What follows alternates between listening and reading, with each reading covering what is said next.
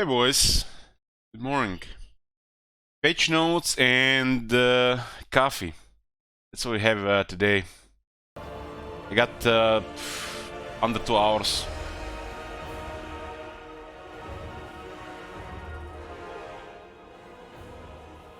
Wow music. Oh, sweet summer child frack. Wow music on the Rome Total War main team. So we got Warhammer 3 update 2.3 and with it review for 2.3. Let's see what they done. Let's not go as you know those other words. Let's watch. Let's watch this. Let's do this. Let's not hear this thing for today. What's this thing? These patch notes will decide if we play Warhammer 3 later or Magic later. I need at least one day of, lowering blood pressure to play back Warhammer 3 after every patch notes. Let's see, what do we have here? 7 minutes? Damn, they went all out. Total War Warhammer 3 patch 2.3's arrived, and naturally, that means we've got some notes to go with it. How about that? We've got endgame scenarios in multiplayer, landmarks from Mortal Empires and Realm of Chaos becoming immortalized, balance changes across a sweep of factions, victory condition changes for different lords, AI and difficulty changes, and of course, the bugs are in our sight. With that out of the way, let's get into patch 2.3, yeah? So let's start with the looming, terrifying shadow on the horizon. Immortal Empire's endgames are now coming to multiplayer. Not only do you get to fear whether your friends are planning secret diplomatic pacts against you, you also get to fear the wrath of the Tomb Kings, or dwarfs and their grudges, or maybe man-sized rats that definitely don't exist. If you're feeling particularly dangerous, multiplayer. why not all of them in the Ultimate Crisis? The endgames feature the same level of customization as single player. And if you'd rather, you can also play with none of them at all. But now you get to suffer the world's most apocalyptic scenarios together, or separately, in multiplayer. Apocalyptic? This is like how the AI should be. Back from the Apocalyptic. What the hell? We've brought landmarks and 10-slot settlements from both Mortal Empires and the Realm of Chaos into Immortal Empires, immortalizing them, if you will. Some of the 10-slot settlements include Carrick 8 Peaks and Sartosa, becoming their spacious selves once again. Whilst for landmarks, we see the return of Sartosa. Good thing, we got this glorious city, one region provinces that have 30 growth. And no way to expand the growth properly. Becoming their spacious selves once again. Whilst for landmarks, we see the return of the Royal Illyrian Stables at Torelia for the High Elves, and the ruined Oaken Stones at Conquata, just to name a few. Monogod factions are also getting landmarks near their starting locations, as well as new landmark locations for each god. Nurgle can get a landmark at the Bogs of Pigbarter, making them happy as a pig in, well, you know. Tzeentch will want the Golden Tower, which I bet the Lizardmen love to hear. Rotfly's getting a generation, faction 1. And Slaanesh will want to pester those high and mighty high elves at Torelia. And finally, to keep up with the ever-changing times, high and mighty defiled Illyrian stables. Of course they're defiled. Not even the nobles of elven steeds are immune from corruption. Nobody can resist the red corruption. Get a decent garrison and recruit rings for the Hellstriders, Seekers, Chaos Knights, and Heartseekers. Also the lower upkeep. Looking okay. It's a tier 5 though. At least Slaanesh can get there. Another big province. Think Cali for Kingsport. High Elves at Torelia. And finally, to keep up with the ever-changing times, the original 8 Lords of Total War Warhammer have brand new Lord Select videos. You see, Grimgor wanted us to get his good side, which is all sides, friend. You zogging beautiful killing machine. In 2.2, we increased the damage taken by crumbling armies, and while this helped balance a tad, it didn't help enough. In 2.3, we've adjusted the leadership values across the Tomb Kings, the Vampire Counts, and the Vampire Coast. So this crumbling damage takes effect a bit sooner, whilst not being too overpowering. To put it into perspective, we've compared it to demonic instability. No, so they made when shit. Break, they take a lot of damage, as they're forcibly banished back into the Chaos Realms. Crumbling, meanwhile, is a slow process. The damage is low by comparison as it's a slow death, but they still need to experience that death again if the battle isn't going in their favor. This would explain why Cetra doesn't kneel. Imagine if his kneecaps crumbled to dust. It's not very fun when you think about it. While we're talking about battles, we've got more AI changes coming to battle difficulty in 2.3. The big changes are coming to evading missiles big and small, and spells, and the target selection. No more OP whams. What are you talking about? What? The higher the difficulty for battles, That was the good thing for the more proactive AI. the enemy will be in terms of avoiding ranged attacks. From simply rushing it and praying for the best on easier difficulties, to active evasion of spells, artillery, and light projectiles on harder difficulties. And regards target selection, on harder difficulties the enemy will target softer, less armored targets first, and on easier difficulties they'll simply target whoever comes into range first. Okay. On the campaign map, the AI is now more likely to accept a peace treaty from the player when they're far away. If you've got vassals around the world, whenever you declare wars, they'll now join in the war effort with you. And the AI selection of provinces to build outposts in has improved in certain areas. Has Warhammer 3 been in the list You yet? can No. longer use Go away, the Euron. underways, tunneling, or teleporting stance to bypass the Great Bastion. Those foundations do run deep after all. And lastly, over in the Empire, the Elector counts have had more fixes and have become more talkative, ensuring that Elector events now work. Which We've did, also it fixed works up now. some quest battles. The Sunfang quest for Tyrion had an issue with the enemy armies just not spawning, causing the battle to time out. They're now on the field and ready to fight. Drych's Coadil Unchained quest also had a few issues, namely with indestructible structures that, naturally, Drycha hates. We hated that too, so that's been fixed. Norska's monster hunts have also been fixed, meaning you can finally get down to hunting down some beasts and dedicating your victories to the god of your fancy, or just enjoying hunting a big old monster. And now, let's hit on some changes to victory conditions for certain armies. Starting in the frozen oblasts of Kislev, Katerin and Kastalton still aren't agreeing on much, but something both parties can agree on is the Festus issue. In that Festus is... oh, he's right there. Hey Tiny, how's the weather? His It's cold and Slavian snowing, border. don't you see As in the such, picture? the removal of the Leech Lord himself has been added to both the Great Orthodoxies and the Ice Court's long victory conditions. As for Boris and his expedition, the war host of the apocalypse is no longer a long victory objective. They probably spend more time polishing Boris's model than they did in polishing all Chaos for release. And is now exclusively a short victory goal, so he'd best get to culling the herd.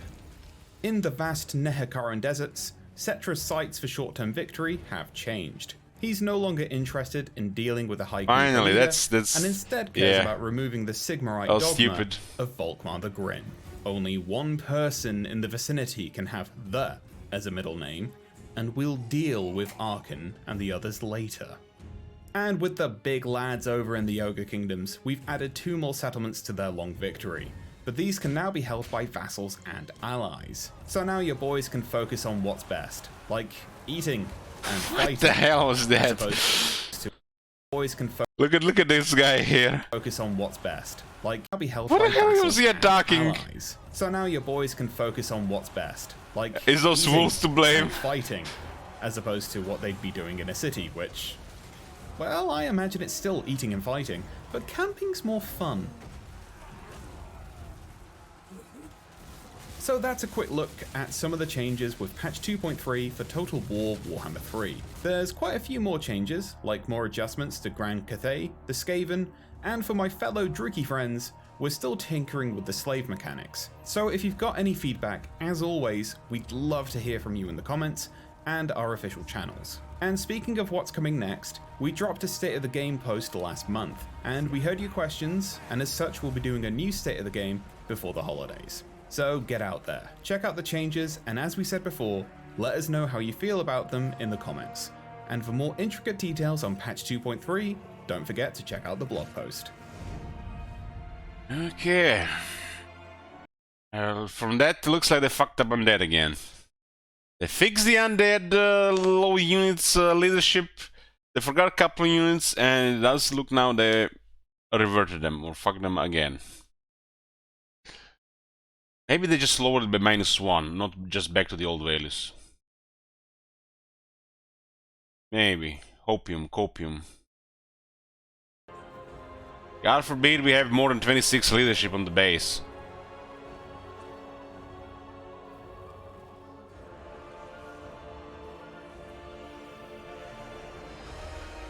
Greetings, the Warhammer 3 roller coaster continues this month with update 2.3. Which, while not as hulking as last month's massive update, cringe, this still offers a decent chunk of fixes, changes and improvements. Bearing potential hot fixes, this is the last update we'll have for you in 2022. Before we get going, we wanted to mention State of the Game post that dropped last month. We were delighted that many of you found it interesting, but we're also aware that there are concerns and questions you have that weren't touched upon. Fear not, brave adventurer. Although we can't always talk about everything we work on, we're listening, and we have another State of the Game post planned before Christmas that will take a broad look at the topics you've been talking about. I'm gonna run out of copy by the end of this patch notes.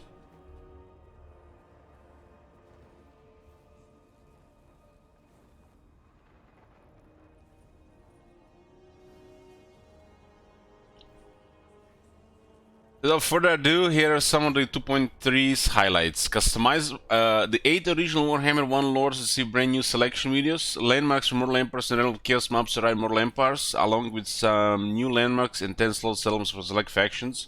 Remember that, you know, some cities are supposed to be more glorious.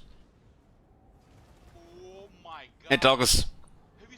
Further tweaks to the victory objectives of several legendary lords including Kislev, Tomb Kings and Own Kingdoms. A sweep of balance changes to Tomb Kings, Vampire Counts, Skaven and more. Changes to how the AI dodges spells, artillery and range attacks, along with new difficulty adjustments. War never ends and we're always keeping an eye on your feedback, so please keep it coming. Everything you tell us helps us best decide where to focus our efforts for the next update, so let us know your thoughts and feelings about 2.3 and Warhammer 3 via all official channels. So guys, if you don't like something, just bitch. Get your friends, their mothers, and everybody to bitch about that issue, and that's how they fix things. If everybody's bitching about it, they jump straight on it. Look at the multiplayer in Undead.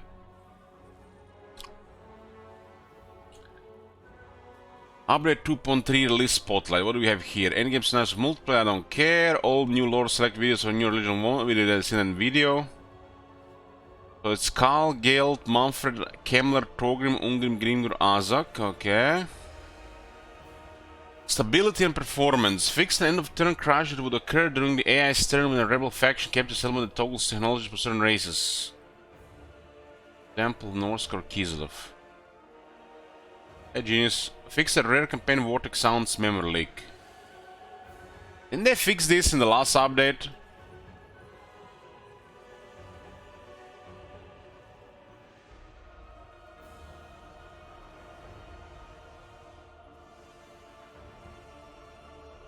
Gameplay, general updates. Add a large number of landmarks present in Mortal Empires and Realm of Chaos maps to Mortal Empires and made them available for Warhammer 3 factions where appropriate.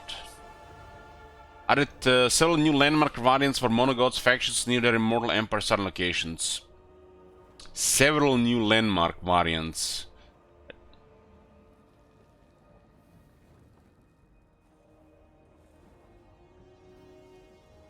Added a number of 10 slot elements to Mortal Empires which had yet not been ported from Mortal Empires or Realm of Chaos. So Kark 8 slots is finally back to Kark 8 picks, 10 slots.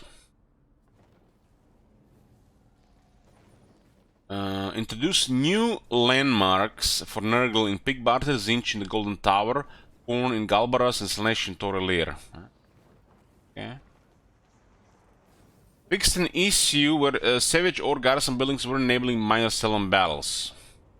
Fixed an issue where environment types would sometimes display incorrectly in battle. This includes Dark Elves, Galinsins, Old Kingdoms, and Skaven types appearing when they shouldn't.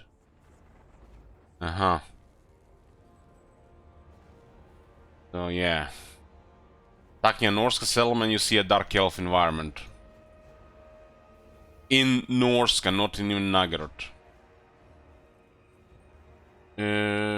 Fix an issue with Bretonnia, a unique resource, chivalry, would appear as if it being granted to other non-Bretonnian faction.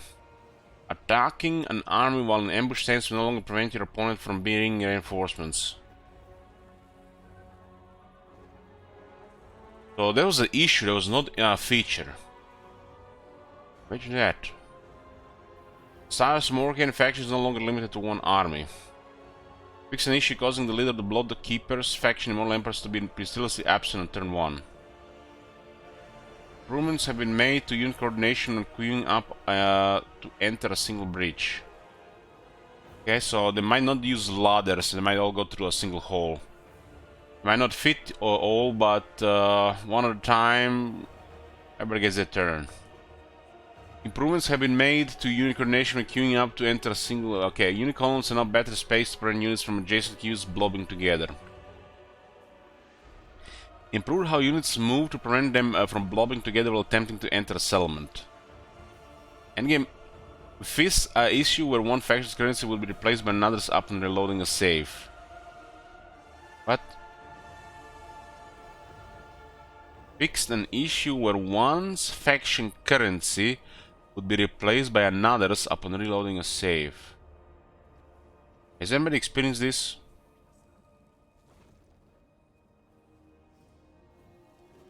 Rules and systems. Offering to join a war alongside an endgame faction to fight a hated enemy will now always grant a positive effect to state's faction opinion of the deal. Okay, that's nice. Easier diplomacy. More convenient diplomacy. Also, faction now join their master's wars once again as intended. That didn't work. Sword of Cain dilemmas will now properly display the Sword of Cain item details in the dilemma panel. What about the glow on the campaign map, so you don't get confused where the Sword of Cain is? Fix a script error that could occur with the Black Pyramid endgame if the pyramid is controlled by vampires. Addressed an oversight wherein some dark fortresses were unable to build walls, resulting in unintended field battles. Okay, we experienced this issue. Allows the target's character with loyalty will now show the character's loyalty with the character's portrait. Oh my god. Have you seen that shit? Holy shit. What the Yeah, I was missing that. It was like a dilemma targeting a character. You don't know who the fuck this character is and how much loyalty he has. Show the character and his loyalty before you can decide, right? Hey, Ozzy. AI rules and logic. The AI is now more likely to accept a peace treaty when far away from the player. An AI selection of provinces to build allied outposts in has been improved in some cases. Exploit fixes. Fix an exploit wherein an underway teleport tunneling stances could be used to bypass the Great Bastion in Immortal Empires.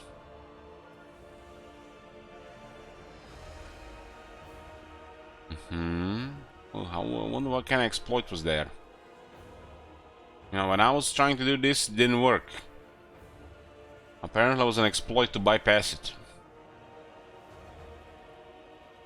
Races and balance. Crumbling for Tomb Kings, Vampire Coast, and Vampire Counts. Dev note. Crumble's damage was increased in Number 2.2, but this change was not sufficient to counterbalance the high morale these three factions still in 2.0. With 2.3, we are slightly toning down this faction leadership with the detailed changes under each faction selection. Undead are meant to spend longer amount of time in the crumbling state compared to demonic instability, which is why the damage is low. It's a slow death. On the other hand, demonic units are supposed to break and then take significantly larger amount of burst damage as they are banished back to Chaos Realms. So it's intended for your Furies to land, get surrounded, and die in the next 30 seconds.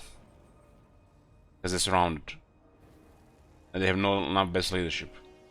It's intended for you to disengage from fleeing enemy, get formation breaking, then your unit being banished because formation was broken.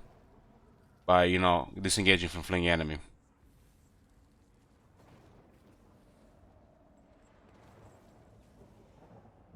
Dev note. Both player feedback and our own data indicate that Bretonnia is underperforming in battle. Particularly in multiplayer. Infantry is a bit too costly and cavalry too weak.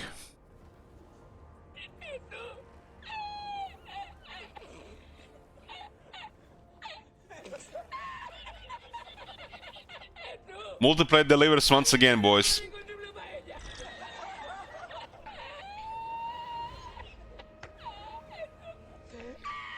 It's probably idiots playing Bretonnia, and all the good players are playing easier factions to play, like the Undead. And since nobody good playing a cavalry anymore, I gotta get buffed.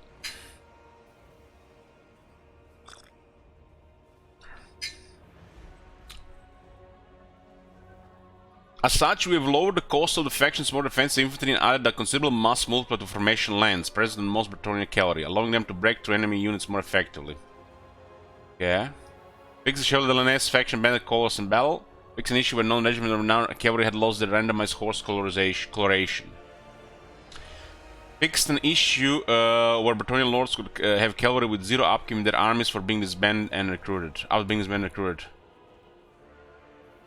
Wasn't that an issue like in the game for like 4 years? That bug with questing knights. Wood squires got +3 anti-infantry. That's actually significant. That's a good buff for the garrisons. Greater League has 30 to 40 speed. Okay. Formation Lands has a +50% bonus to mass.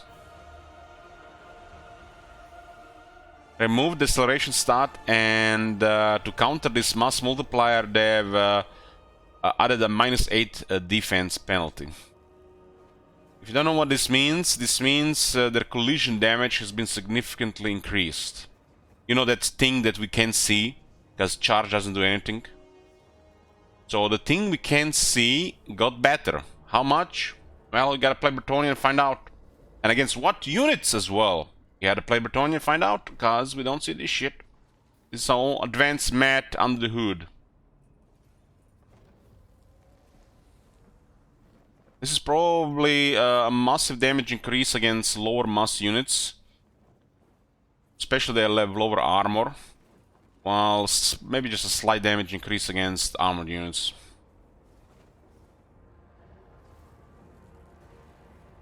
If this causes more knockbacks than actual damage on contact, it's just made it worse. Because they're gonna take massive damage in counterattack.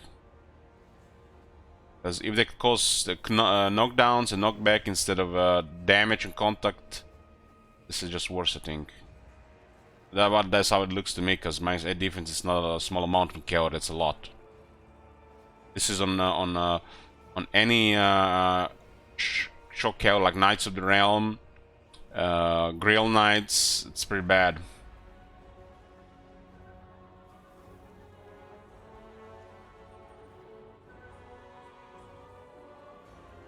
You can disable it, yeah, you can disable it after charging. So you should disable it after a few seconds. Identified some issues with the recent change to the Dark Elf slave mechanic, including a much too aggressive slave decline rate on certain buildings, the slave cap being too restrictive, and the diktats losing their luster much too quickly, among others. Here are the immediate changes coming this update. As always, we are keeping a close eye on this mechanic as we work toward hitting that sweet spot. That coffee is hitting a sweet spot for me as well.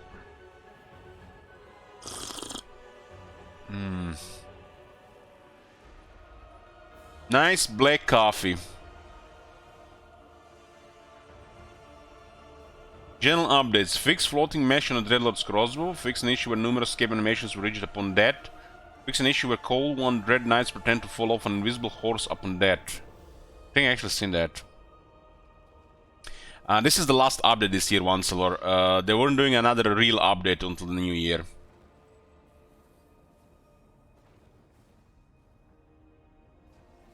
You know, like 3.0.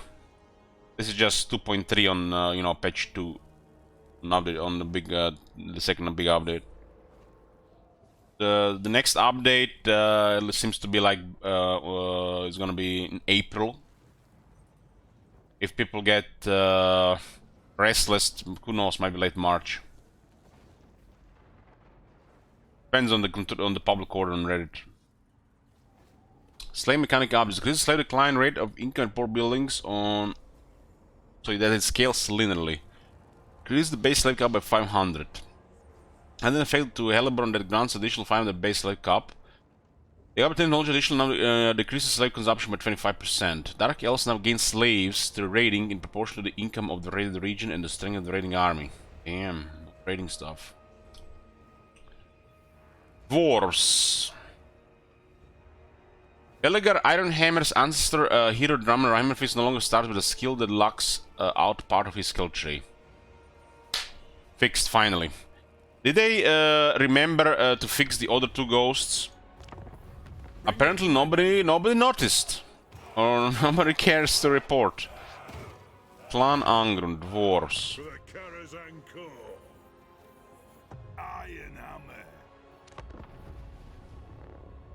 because they forgot to they did the raid fixes, the ghosts, but they only did 2 of the Belagar ghosts, and they forgot about the other 2.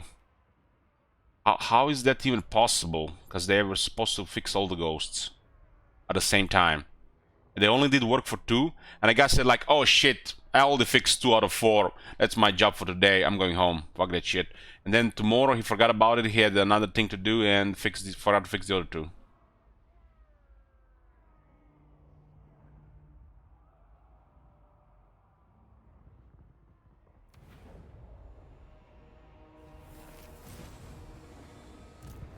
The guild approves.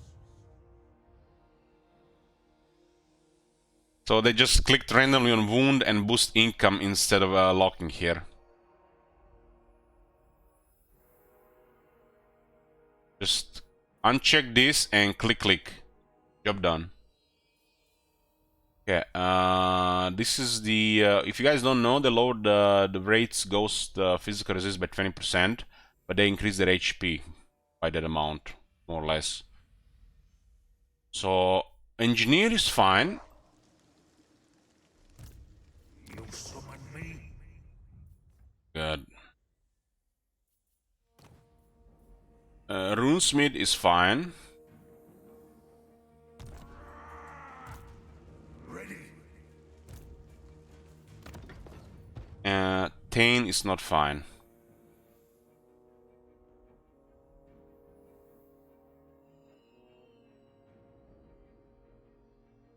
Just forgot about this again. And King Lu, another Tane, not fine. This is imbalanced, cause against physical this is crazy, but against magic they're gonna get murdered. So this is why this change they did is better. Because you can get another 20% resistance easily, but you can get another 20% health. So you have a Runesmith, a pseudo melee expert, more health than a melee expert. That is an agreement. You get a master engineer, a range character, more health than a melee expert. So somebody was doing this thing to fix this, and they did this, and they forgot the other 2. I don't think this is intentional, cause how they explain, they want the raids to not rely as much on physical resistance, and they want to be more balanced, you know, in both ways. Cause too high of physical resistance, the enemy has no magic damage. It's super imbalanced. You've seen that with Nurglings. And when dealing with magic, they have not enough HP or armor, they get deleted. So the change they did was pretty good. That was a good change.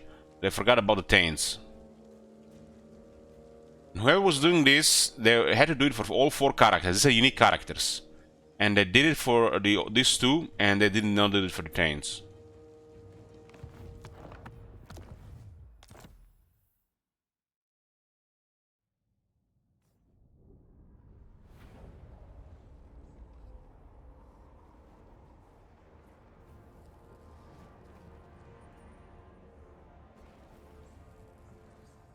It almost feels like they're like...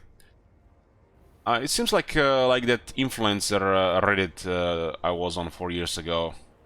Whatever gets reported, you might expect for them to look at it like 3 to 6 months down the road.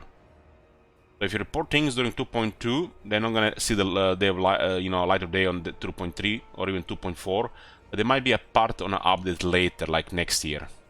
That's how they work. It's pretty much like that. I always like behind at least 3 to 6 months on feedback on these things, and most of it just gets lost over time and never gets fixed, implemented, or read.